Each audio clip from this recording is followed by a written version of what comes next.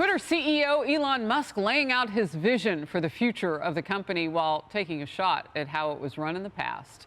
In the exclusive sit-down with our own Tucker Carlson, Musk defends his decision to slash staff and goes after the company's previous ownership for overseeing an overstaffed operations, which were too focused on censoring the users. How do you run the company with only 20% of the staff? It turns out you don't need all that many people to run Twitter. But 80%? That's a lot. Yes. If you're not trying to run some sort of glorified activist organization and you're not care that much about censorship, then you can really let go of a lot of people. He dropped that mic so hard, I think it bounced. Emily. Right? I think, we were just talking offline a moment ago about whether or not that we are shocked, whether or not we are surprised with the government's access to our direct messages. And I think it's long been known that big tech, frankly, is absolutely in bed with government. I think right now the irony is we often talk about whether the genie can be put back in the bottle.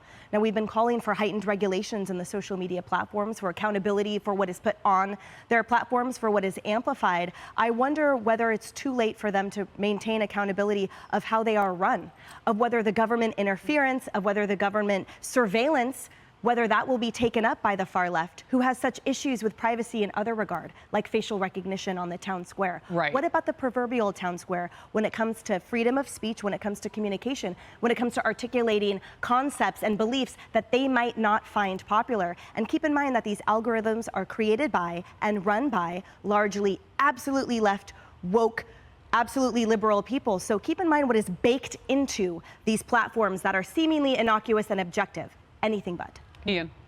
Well, yeah, the biggest concern for me was when he said, the federal agencies are looking at your direct messages. They're looking at this, and it's not just the FBI. Right? It'd be bad enough if it's the FBI, right? That's a Fourth Amendment issue. But who else is looking, right? Is it the NSA? Is it the CIA? Is it the DOJ, your former employer? Well, if it's the FBI, it's definitely the DOJ as well. I'll tell you that. But I think one of the concerns here is it the CIA? Is the CIA spying on Americans? Now, go back 60 years. That would be on the front page of every newspaper for months. Mm-hmm. Yeah. You would have your top investigative reporters on that. You would have special select congressional committees investigating this. Now, these big tech companies are really an agent of the government, and the press is an agent of the government as well, so you're not going to get that. Look at what happened with the Twitter hearings. Right? Yeah. The Democrats were like, oh, there's nothing wrong here. Oh, but nobody likes to hear you say the press and the media are together in some instances. Elon Musk stepped in that recently, too.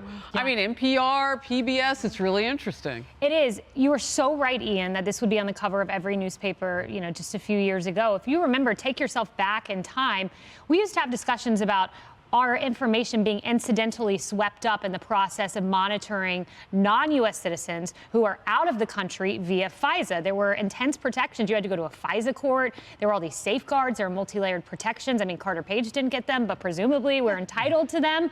But now to know not just the U.S. intelligence agencies, but foreign intelligence agencies had access to our direct messages, this is astonishing and a huge First Amendment violation. And good for Elon Musk taking a financial hit to expose all this. Not to be too flip about this, but the federal government's going to have to pay for some divorces if some of this stuff gets out. Your private messages are what they are. They call them DMs.